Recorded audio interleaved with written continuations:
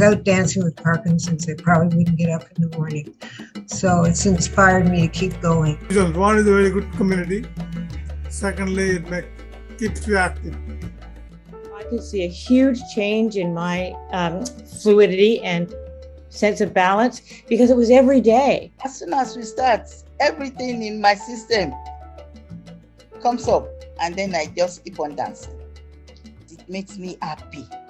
There's a problem with coordination. Many people like me have coordination between legs and hands. And this thing also helps you to overcome that discoordination. So far, it has made a difference. And I've also managed to learn a thing or two about ballet. The dance class has been exceptionally good at helping me limber up over the course of the day. So I come daily. And we don't feel that we are so far apart. We feel very united, a family, a community, and we care about each other.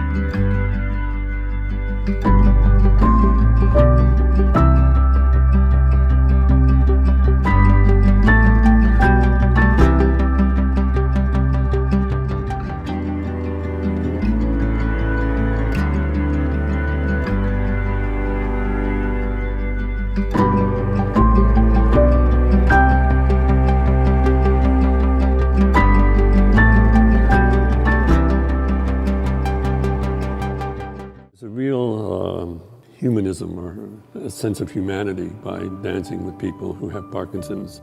We all present different kinds of symptoms. Some are, how shall I say, further along in the illness than I am.